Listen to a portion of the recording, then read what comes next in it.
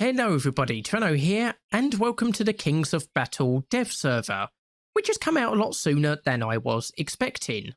And we're going to kick off the first dev server video by looking at the British Vickers Mark 11 armoured car, which is coming in at battle rating 8.7 rank 6, between the Vickers Mark 3 and the VFM5 light tank. Now, as you can see, this is a rather big vehicle. In fact, it's basically an APC chassis with the turret from the VFM5 light tank shoved on top. And so it does carry the same armament as the VFM5 light tank. So you can fire 3 different shells. You've got the M456A2 Heat FS shell with 400mm penetration. You've got the M393A2 Hesh shell with 127mm penetration. And the C76A1 APFS DS round with 342mm penetration at 500 meters. Now, unfortunately, it doesn't come with the DM33 APFS DS round, which is an improved version.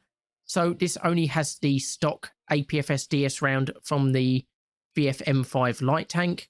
So the DM33 does 398mm penetration at 500 meters, which does explain why it's a fair bit lower in battle rating. And if we look at the gun itself, it has a reload rate of 8.7 seconds, which is the same as the VFM5 light tank, and it's got a vertical guidance of -10 to +20, and it's got a horizontal targeting speed of 38 degrees a second, while the vertical targeting speed is 17 degrees a second, and it comes with a 2-plane gun stabilizer. And to top it off, the gunner, tank commander and driver all have night vision devices, and it comes equipped with a laser rangefinder, as well as smoke grenades to provide some concealment, while a 7.62mm coaxial machine gun provides a little bit of defense against soft skin vehicles. Now, moving on to the armor, it is ridiculously thin. It's basically aluminium alloy, which has a 0.5 multiplier in game. So this 20mm thick plate here is only the equivalent of 10mm RHA armor. And especially on the whole, it's just ridiculously weak. If you want to see how bad it is, if we just look at the 7mm AP round, it can penetrate this vehicle. So basically the coaxial machine gun on most vehicles can penetrate this vehicle. Of course, they actually have to hit something directly to do damage, but that's not particularly great. And of course, in the higher tiers, a lot of vehicles are coming with 12.7 and 14.5mm machine guns. For example, if we look at the Soviet T-10M, armor-piercing incendiary cement core can just go straight through the side of this vehicle and do major damage. And you've got bulletproof glass at the front here, but again doesn't provide any protection against machine gun fire. The turret is a little bit better. It's actually a little bit worse than on the VFM5 because that has 6mm high hardness armor around parts of the flank of the turret. Only 6mm worth, but obviously that does provide a little bit of extra protection. So basically the armor maxes out at about 50mm at the front of the tank, with the sides of the turret being 38.1mm, the rear 25.4, while the hull is 12.7mm for the rear and sides, and maxes out at 25.4mm for the front with 60mm bulletproof glass, which obviously isn't that great. Now, you do get a little bit of an advantage because, of course, where the armor is so thin, it actually helps against explosive field shells. So if we use this APC-BC shell from the T-10M, goes through the side, creates a lot of spalling, but it does go straight through the other side without doing any major damage via actually exploding.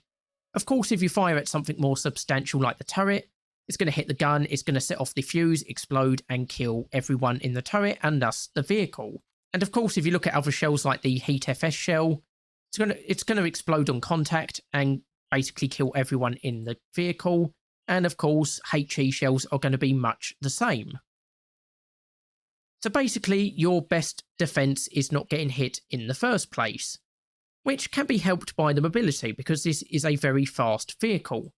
So it's got a top speed of 73 miles per hour forward on 6 gears, and it's got a reverse speed of 6.9 miles per hour on 1 gear. So very good at getting around the battlefield, not necessarily the best at reversing out of ambush situations.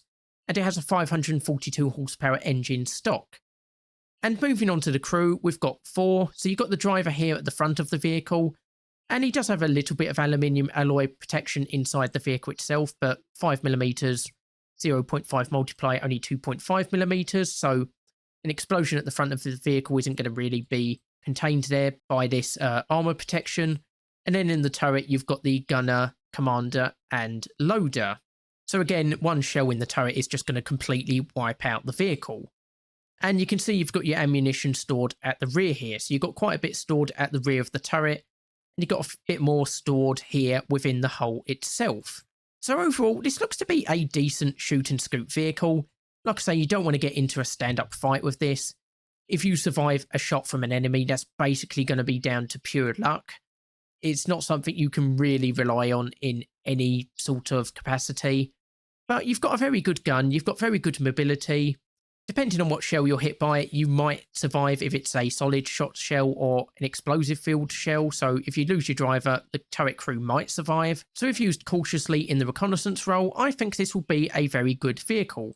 And remember, it does come with a laser rangefinder, so you don't necessarily have to get close to enemies to actually have a good chance of hitting them. Now, unfortunately, I can't test drive this vehicle because I haven't got it unlocked yet. I'm just not that far down the British tech tree, unfortunately.